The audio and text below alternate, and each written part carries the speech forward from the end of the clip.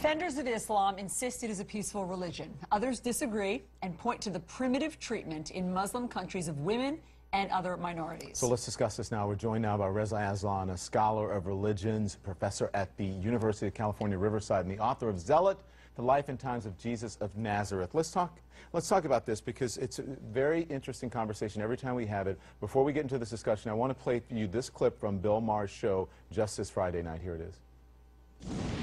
President Obama keeps insisting that ISIS is not Islamic. Well, maybe they don't practice the Muslim faith the same way he does. But if vast numbers of Muslims across the world believe, and they do, that humans deserve to die for merely holding a different idea, or drawing a cartoon, or writing a book, or eloping with the wrong person, not only does the Muslim world have something in common with ISIS, it has too much in common with ISIS. There's so much talk. You can applaud. Sure. He went on for a good 5 or 6 minutes about that, talking about how women or circumcision for women, not respecting the rights of women, not respecting the rights of gay people. And what's your reaction? And then we'll talk.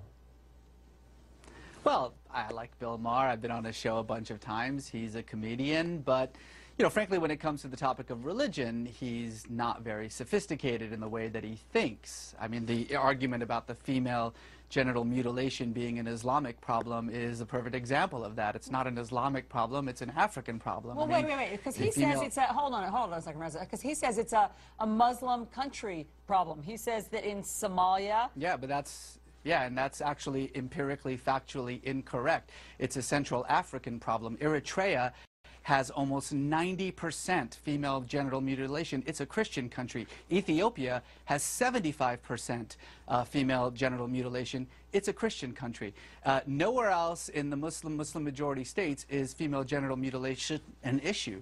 But again, this is the problem, is that you make these facile arguments like that women are somehow mistreated in the Muslim world. Well, that's certainly true in many Muslim majority countries like Iran and Saudi Arabia. Do you know that Muslims have elected 7 women as their heads of states in those Muslim majority countries?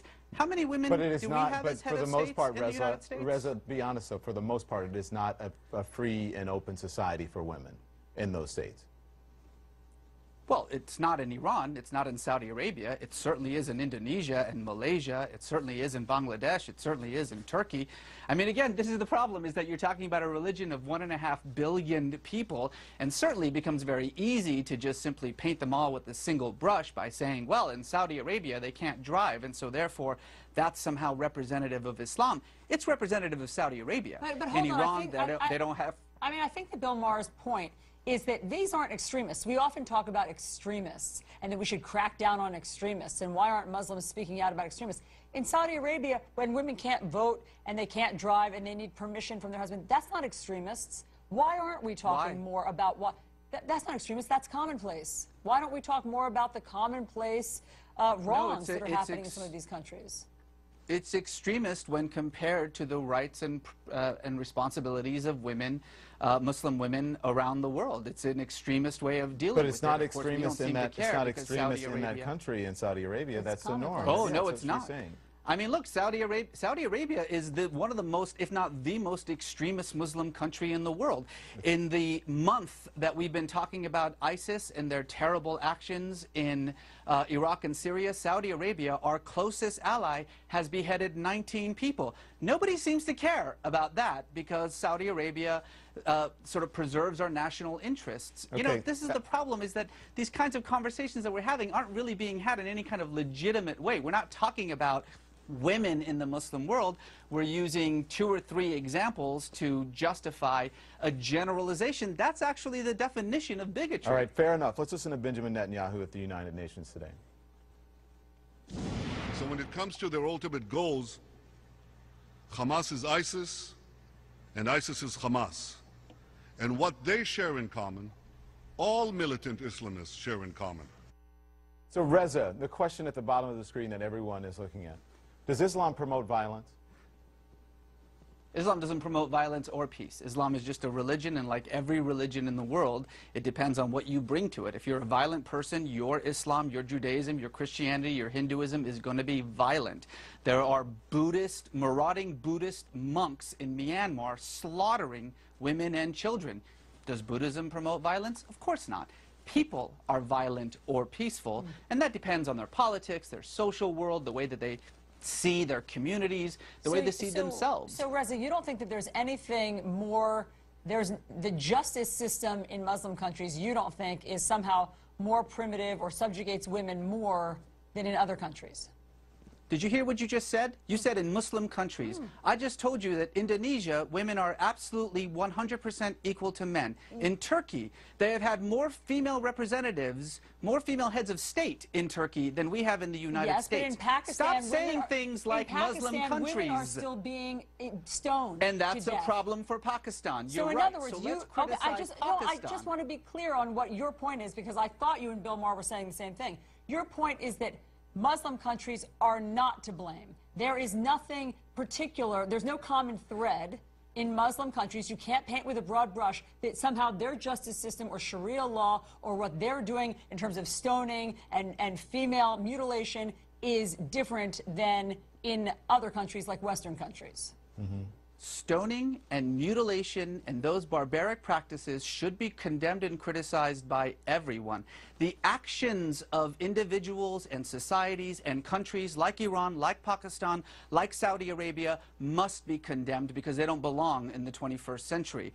But to say Muslim countries as though Pakistan and Turkey are the same, as though Indonesia and Saudi Arabia are the same, as though somehow what is happening in the most extreme forms of these repressive countries, these autocratic countries, is representative of what's happening in every other Muslim country, is frankly, and I use this word seriously, stupid. So let's stop doing that. Okay, Reza, let's listen. I want you to listen to Benjamin Netanyahu again. This is actually the one I wanted you to hear. Yeah, the ISIS. Our hopes and the world's hopes for peace are in danger because everywhere we look, militant Islam is on the march. It's not militants, it's not Islam, it's militant Islam. And typically, its first victims are other Muslims, but it spares no one. He's making a clear distinction there. He says it's not militants, it's not Islam, it's militant Islam. Do you understand his distinction there? Is he correct? Well, he's correct in talking about militant Islam being a problem. He is absolutely incorrect in talking about ISIS equaling Hamas. That's just ridiculous. No one takes him seriously when he says things like that. And frankly, it's precisely why under his leadership, Israel has become so incredibly isolated from the rest of the global community. Those kinds of statements are illogical, they're irrational, they're so obviously propagandistic. In fact, he went so far as to then bring up the Nazis, which has become kind of a verbal tick for him whenever he brings up either Hamas or ISIS. Again, these kinds of oversimplifications, I think, only cause more danger. There is a very real problem. ISIS is a problem. Al-Qaeda is a problem. These militant Islamic groups like Hamas, like Hezbollah, like the Taliban have to be dealt with. But it doesn't actually help us to deal with them when instead of talking about rational conflicts, rational criticisms of a particular religion, we instead so easily slip into bigotry by simply painting everyone with a single brush, as we have been doing in this conversation, mind you. Well, we're just asking the questions, Reza, and you're answering. I think you answered very fairly, and we appreciate it. Thank you, Rez Azlan. We appreciate your perspective and helping everyone understand your perspective. 126 Muslim